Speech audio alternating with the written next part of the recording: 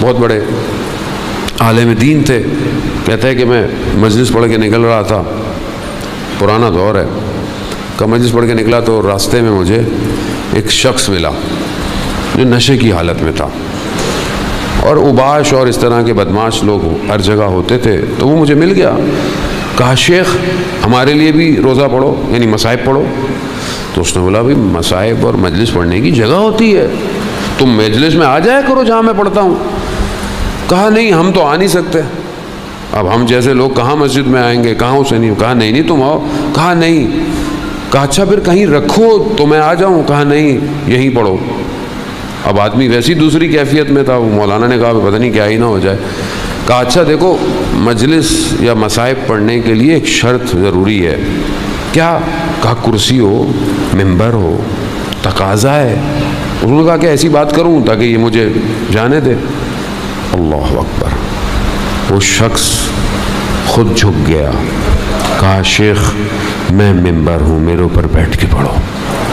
کہا یہ بیٹھے، انہوں نے صرف یہی کہا السلام علیکہ یا ابا عبداللہ.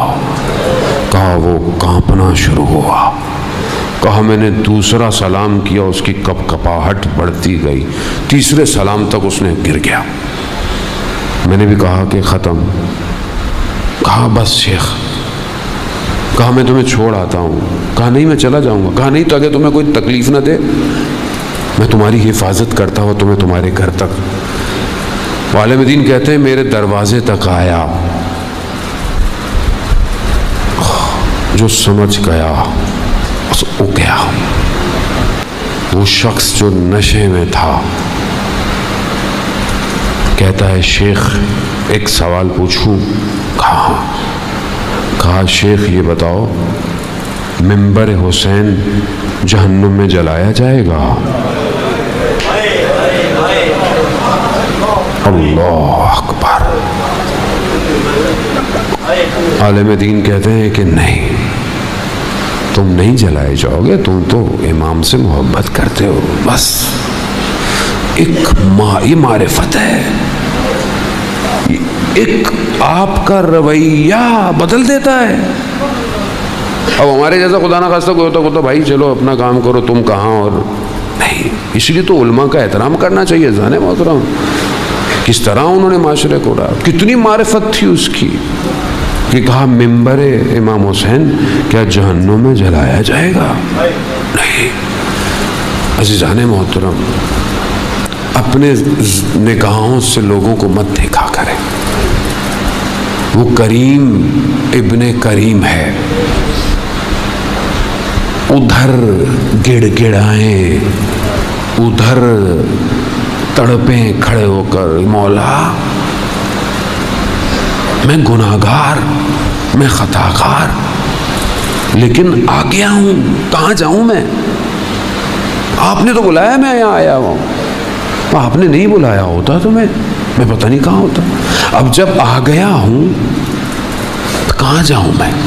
آپ کے در کے سوا میرا کون سا دروازہ ہے مولا؟ سمجھیں عزیزان محترم سفینۃ النجات ہے. سب سے تیز سارے اہل بیت سفینۃ النجات. سارے ائمہ حدیث ہے کہ اہل بیتی رسول خدا فرماتے ہیں میرے اہل کا سفینۃ النو، بالکل ان کی مثال ایسی ہے جیسے حضرت نوح کی کشتی ہے، جو سوار ہو گیا وہ.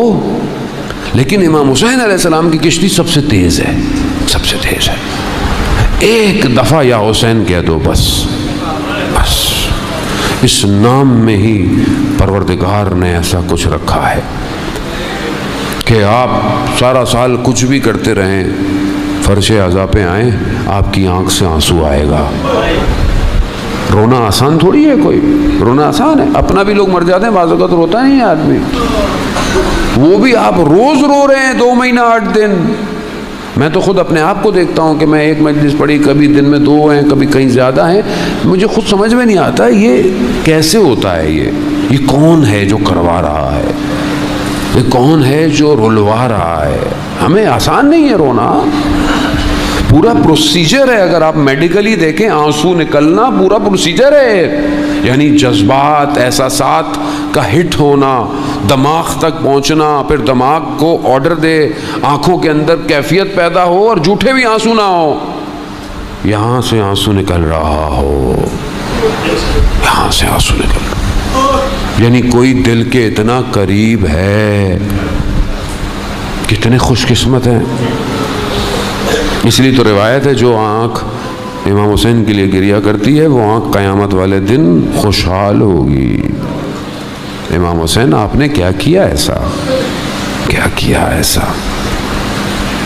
سلام ہو اس ماں پر کہ جس نے خود اپنے بیٹے سے کہا بیٹا میں جنت میں نہیں جاؤں گی جب تک تمہارا عزادار جنت میں نہیں جائے. کتنے خوش قسمت ہیں ہم لوگ.